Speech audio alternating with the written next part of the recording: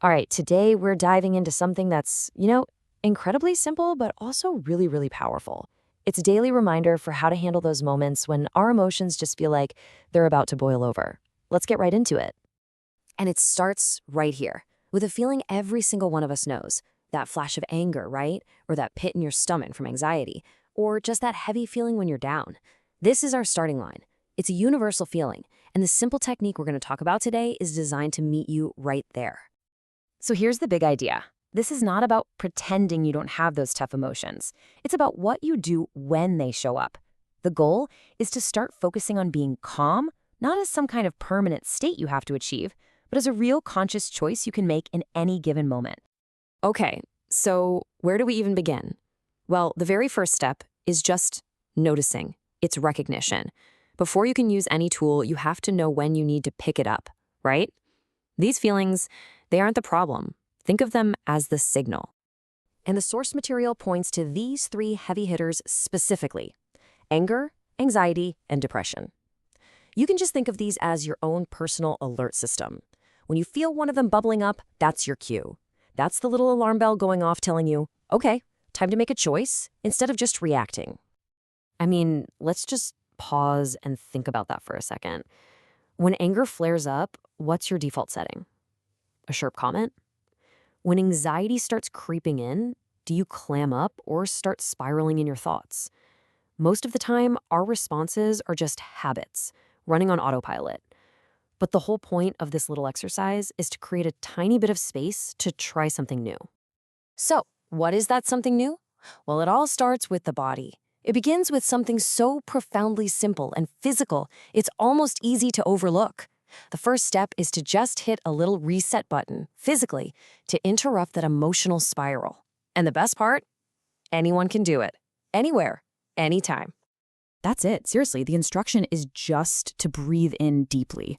Don't make it complicated. Just a nice, slow, intentional breath that fills up your lungs. That one action alone starts to send a signal to your nervous system, basically saying, hey, we can power down from high alert. And then you just let it go. A full, complete exhale. You can almost feel the tension leaving with that breath. See, this simple physical act, breathing in and letting go, it creates this tiny little pause, a gap between the trigger and your response.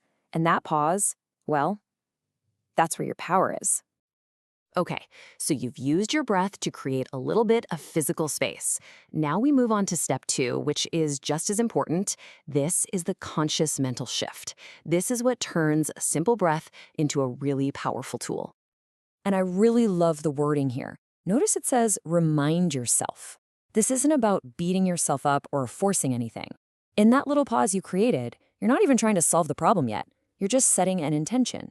You're reminding yourself of how you want to handle this moment, wisely and calmly. So what does a wise response even look like? Well, it all comes down to the power of choice. It's the difference between being pulled around by your emotions like a puppet on a string and actually being the one in charge of your own actions.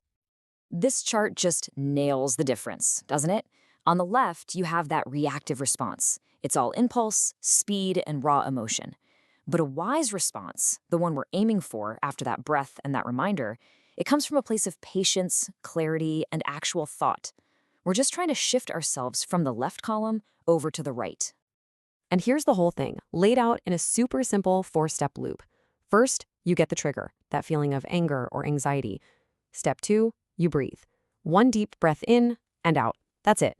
Step 3, you remind yourself of your intention. And finally, step 4, you respond. But now you're acting from a place of clarity. This whole loop might only take a few seconds, but it's something you can practice all day, every day. The source material ends with this really cool concept it calls Namudaya. The best way to think of it is as a final, quiet moment of reflection. It's like giving yourself a little mental nod for making a conscious choice. It kind of seals the deal, It reinforces the effort you just made to choose wisdom over impulse. It's the period at the end of the sentence.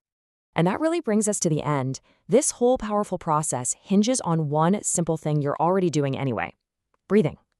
It's an incredible reminder that every single breath we take is a chance for a fresh start, a new opportunity to respond to whatever life throws at us with a little more calm and a little more wisdom.